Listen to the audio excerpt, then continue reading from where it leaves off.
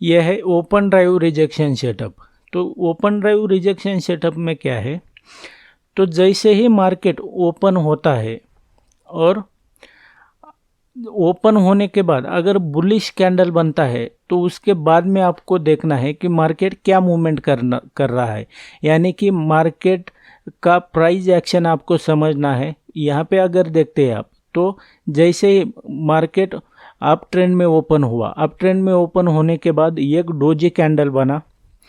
Doji candle बनने के बाद यहाँ पे अगर देखेंगे तो एक डोजी कैंडल का मतलब होता है कि अनडिसीजन, यानी कि यहाँ पे कोई डिसीजन नहीं हो पा रहा है बायर और सेलर के बिटवीन, यानी कि उनके बीच में। तो ये प्राइस एक्शन देखना है। तो यहाँ पे आपको एंट्री नहीं करनी है। आपको एंट्री कहाँ करनी है, अगर यहाँ पे ये कैंडल ओपन ड्राइव को, यानी कि इस कैंडल को जैसे ही यहाँ से पास करता है, यानी रिजेक्ट करता है, यानी कि इसका मतलब है कि ओपन ड्राइव रिजेक्शन सेटअप। तो ये जैसे ही इस कैंडल को रिजेक्ट करता है तो आपको एंट्री कर लेनी है। और स्टॉप लॉस आपका, कैंडल बड़ी नहीं है तो इसके ऊपर होना चाहिए, कैंडल अगर बहुत बड़ी है तो उस हिसाब से स्टॉप लॉस कैंडल के यहाँ पे देना है आपको। उसके बाद में आपका जो टारगेट है वो नेक्स्ट सपोर्ट होना चाहिए, जो भी है। फिर वो यहाँ पे मैंने प्रीवियस डे हाई लिखा है, लेकिन आपका जो भी है पिवोट हो सकता है, वर्जिन सीपीआर हो सकता है, या तो आपका मंथली वीकली पिवोट जो भी है, तो ये टारगेट होना चाहिए। अब यहाँ पे ये डाउन ट्रेंड में हुआ, यानी कि ये बियरिश मार्केट का एग्जांपल हुआ। यहाँ पे अगर आप देखते हैं तो ये बुलिश मार्केट में आप कैसे एंट्री करेंगे, तो ये इसका एक एग्जांपल मैं आपको बताता हूँ। वैसे ही मार्केट जैसे ही खुलता है और मार्केट खुलने के बाद बियरिश मूवमेंट करता है, यानी कि एक बियरिश कैंडल बनती है और उसके बाद में एक यहाँ पे देखते हैं तो डोजी बना है, यानी कि अनडिसीजन है, बायर और सेलर के बीच में कोई डिसीजन नहीं हो पा रहा है। तो ये अनडिसीजन कैंडल है। उसके बाद में अगर दूसरा हो या तीसरा कैंडल हो या चौथा कैंडल हो, तो वो इस ओपन जो कैंडल है, जो कैंडल 5 मिनट की ओपन कैंडल है, उसको रिजेक्ट करना चाहिए और स्टॉप लॉस आपका यहाँ पे होगा अगर बड़ा कैंडल है तो। अगर बड़ा कैंडल नहीं है तो यहाँ पे आप दे सकते, और आपकी एंट्री कहाँ हो जाएगी, यहाँ पे। और टारगेट कहाँ हो जाएगा आपका, नेक्स्ट रेजिस्टेंस जो भी है, प्रीवियस डे लो हो सकता है, पिवोट हो सकता है, या आपका वीकली मंथली पिवोट हो सकता है, या तो रिवर्सल, या तो सीपीआर, या तो वर्जिन सीपीआर, जो भी नियरेस्ट रेजिस्टेंस है वो आपका टारगेट होता है। तो इसका एग्जांपल मैं आपको चार्ट पे बताता हूँ। तो ये सेल सेटअप है, तो इसका सेल सेटअप को आपको कैसे इस्तेमाल करना है, ये इसका एक एग्जांपल है। मार्केट जैसे ही यहाँ पे खुला, यहाँ पे मार्केट खुलने के बाद यहाँ पे मार्केट ने यहाँ से प्रीवियस डे हाई से यहाँ पे एक बुलिश कैंडल बनाया। बुलिश कैंडल बनाने के बाद सीधा सा एक डोजी बनाए, यानी अनडिसीजन है। तो अनडिसीजन होने के बाद आपको ये समझ लेना है कि अनडिसीजन यानी यहाँ पे सेलर जो है तो ये एग्री नहीं है ऊपर वाले प्राइस के लिए। तो आपको ये प्राइस एक्शन समझ में आना चाहिए। उसके बाद में इस कैंडल को, जो ओपन हुई थी कैंडल पहली 5 मिनट की, तो उसको इस कैंडल ने रिजेक्ट कर लिया। और आपका एंट्री कहाँ होना चाहिए, फिर जैसे ही इस कैंडल को रिजेक्ट करता है, यानी कि उस कैंडल को यहाँ से पास हो जाता है प्राइस, तो आपको लिमिट ऑर्डर का इस्तेमाल भी कर सकते हैं आप। यहाँ से आपका एंट्री होना चाहिए।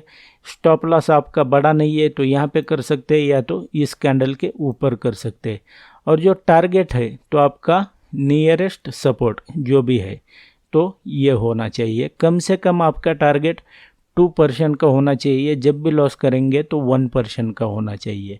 यहाँ पे मैं आपको थोड़ा बता दूं कि ऐसा क्यों होता है कि ओपन ड्राइव रिजेक्शन में मार्केट क्यों चला जाता है, या तो ऊपर क्यों चला जाता है। तो इसका मैं एक आपको प्राइस एक्शन का एग्जांपल यहाँ पे बताता हूँ। जैसे मार्केट यहाँ से ओपन हुआ, एक बुलिश कैंडल बना। बुलिश कैंडल बनने के बाद बहुत सारे जो मोस्ट ऑफ ट्रेडर है तो उन्होंने क्या किया, बुलिश कैंडल है करके यहाँ पे एंट्री कर लिया, लॉन्ग एंट्री कर लिया बुलिश मार्केट में। तो उसके बाद में यहाँ से क्या हुआ, रिजेक्शन यहाँ पे मिलने के बाद ये इतनी बड़ी कैंडल, रेड कैंडल बनने का रीज़न क्या है कि जिन लोगों ने यहाँ पे एंट्री की थी तो उनका स्टॉप लॉस हिट हो गया। और स्टॉप लॉस यानी कि आपका ऑर्डर, अपोजिट ऑर्डर होता है। यहाँ पे अगर आपका बुलिश मार्केट में यहाँ पे स्टॉप लॉस है तो वो सेल ऑर्डर बन जाएगा। तो आपको इसका प्राइस एक्शन का ध्यान देना है। आपकी एंट्री यहाँ पे हो जाएगी, स्टॉप लॉस यहाँ पे हो जाएगा, या तो यहाँ पे बड़ा नहीं है तो, और आपका नेक्स्ट सपोर्ट जो भी है तो वहाँ पे आपका टारगेट बन जाएगा। ये इसका मैंने आपको प्राइस एक्शन भी बताया। उसके बाद में हम नेक्स्ट स्लाइड में चलते हैं और देखते हैं ओपन ड्राइव रिजेक्शन का बाय सेटअप, यानी बुलिश मार्केट में आपको कैसे इसका इस्तेमाल करना है।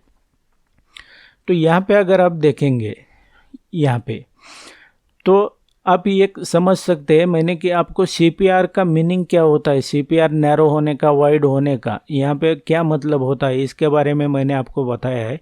तो इसका ये एक परफेक्ट एग्जांपल है। और यहाँ पे इसमें मैं आपको प्राइस एक्शन में भी बताता हूँ कि प्राइस एक्शन यहाँ पे क्या हुआ है। जैसे ही सीपीआर से मार्केट खुला तो यहाँ पे यहाँ तक आया मार्केट।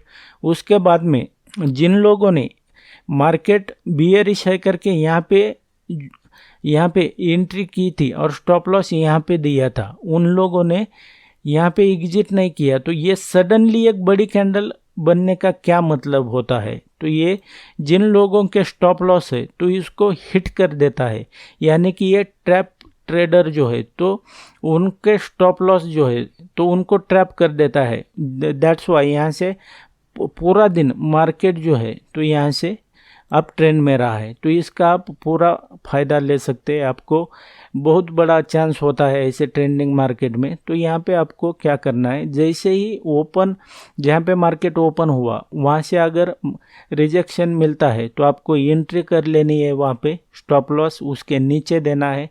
कैंडल बड़ा नहीं है तो, ये कैंडल बड़ा है तो थोड़ा उस 1% के हिसाब से आपको डिसाइड करना है कि स्टॉप लॉस कितना देना है। और टारगेट जो है तो आपका कम से कम 2% होना चाहिए। तो उसी हिसाब से, यानी कि हाई प्रोबेबिलिटी ट्रेड उसी को ही कहते हैं। तो आपका टारगेट दूसरा जो भी रेजिस्टेंस है, नियरेस्ट रेजिस्टेंस, वो होना चाहिए। लेकिन आप इस एग्जांपल में देखेंगे तो ये सीपीआर जो है तो ये नैरो है। तो इसका मतलब है कि मार्केट ट्रेंडिंग, पूरा दिन ट्रेंडिंग में रहने के चांसेस है। तो उसके बाद में अगर देखते हैं तो मार्केट पूरा दिन ट्रेंडिंग में रहा है। तो आप इसका कैसा यूटिलाइज करेंगे इसको, तो जैसा ही आपका एंट्री यहाँ पे हुआ, स्टॉप लॉस यहाँ पे दे दिया। अगर पूरा मार्केट अगर अप ट्रेंड में मूवमेंट कर रहा है तो आपको क्या करना है, जल्दबाजी नहीं करनी है। यानी कि जो नए ट्रेडर है, जो नोविस ट्रेडर है, तो उनमें पेशेंस नहीं होते, वो क्या करते हैं, डिसिप्लिन नहीं होते। तो वो क्या करते हैं, जब भी लॉस करते हैं तो वो लॉस में पेशेंटली वेट करते हैं, यानी कि जितना बड़ा लॉस होगा वो वेट करते जाएंगे, उनमें होप बहुत होता है। तो आपको वैसा नहीं करना है।